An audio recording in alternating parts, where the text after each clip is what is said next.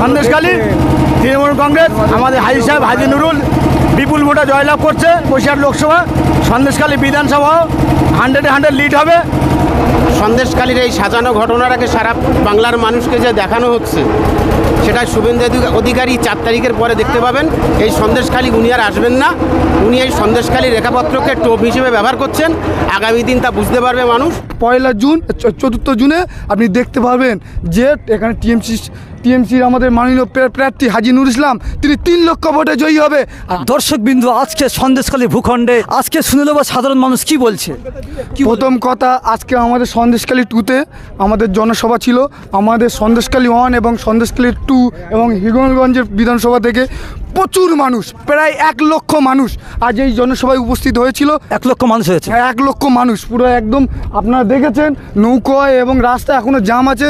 প্রচুর মানুষ এসছে মাননীয় মমতা বন্দ্যোপাধ্যায়ের ভালোবেসে, মানুষ এসছে অভিষেক বন্দ্যোপাধ্যায় ভালোবেসে, মানুষ এসছে ওদের 64টা প্রকল্প নিয়ে। আর যে বিরোধী দুষ্কৃতী যে বিজেপি সরকার যে চক্রান্ত করছে আমার সোনার মায়েদের নিয়ে, আমার বোনেদের নিয়ে, এটা একদম সম্পূর্ণ মিথ্যা। আমি আপনাদেরকে বলেছি, আপনি 1 জুন 4 জুনে আপনি দেখতে পারবেন যে এখানে টিএমসির আমাদের মাননীয় প্রার্থী হাজি নুর ইসলাম তিনি 3 লক্ষ ভোটে জয়ী হবে। আর আরেকটা কথা বলি, আমাদের এখানে প্রতিটা মানুষ শিক্ষিত ফ্যামিলির মানুষ, ভালো বাড়ির ফ্যামিলির মানুষ। আমাদেরকে ভুল বুঝিয়ে কোনো খারাপ জায়গা, কোনো খারাপ পরিস্থিতি করা যাবে না।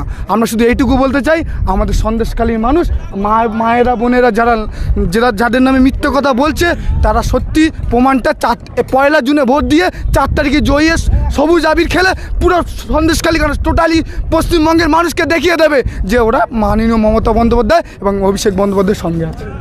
আইএসএফ নাকি 2 লক্ষর কাছাকাছি ভোট পাবে সন্দেশখালী থেকে, এমনটা দাবি করেছেন হাই স্কুল মাঠে জনসভা থেকে। এই বিষয়ে কী বলবেন? প্রথম কথা দাদা, আমি এইটুকু বলি, আমি ফুটবল খেলা করেছি। ফুটবল খেলায় 90 মিনিট খেলা হয়। 90 মিনিট পরে 2-1 মিনিট এক্সট্রা টাইম দেয় না? ওই 2-1 মিনিট এক্সট্রা টাইমে দেখবেন একটা প্লেয়ার লাভে, সে কী করে বলো তো দাদা, শুধু এ মাথা ও মাথা ছোটে, বল পায় না। তা আইএসএফ দলটা হচ্ছে ওই 2 মিনিট এক্সট্রা টাইমের প্লেয়ার। ও এসে শুধু এ মাথা ছুটে মানুষের ভোটগুলো নষ্ট করে, ভুল বুঝিয়ে নষ্ট করে বিজেপি যে বিরোধী দল তাকে সুবিধাবাদী করে দিচ্ছে। আজও পর্যন্ত আমি লিখে দিন, আমার নাম ইমরান শেখ, আমার বাড়ি সরবেরিয়া। কোনো দিন একটা সংসদ বলো আইএসএফ দল নিতে পারবে না।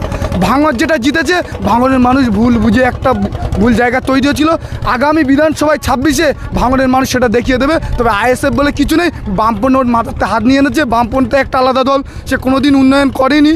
34 বছর রাজত্ব করে যা যে ধরুন আপনার এই যে রাস্তাঘাটে সব তো দিদি, আপনার দিদি 64টা প্রকল্প। আজকের আমি গর্বিত যে আমাদের মতো ছেলেরা আমরা স্কুলে সাইকেল পেয়েছি, আমার ছোট ভাইরা বই খাতা পেন পাচ্ছে। কে দিচ্ছে? সব আমাদের দিদি দিচ্ছে। তবে এইটুকু আমি বলে শেষ করব যে আমরা সবাই মাননীয় মমতা বন্দ্যোপাধ্যায়ের সঙ্গে আছি, পাশে আছি, দাদা অভিষেকের সঙ্গে আছি। আমরা লড়াই করব। বিরোধী টিম যারা আছে, এই যে যারা চক্রান্ত করছে, তাতে আমরা তার ফাঁদে পা দেবো না। আপনার নাম কি? আমার নাম ইমরান শেখ। কোন অঞ্চল থেকে? আমি এসেছি আগারডি অঞ্চল থেকে। Thank you. ধন্যবাদ।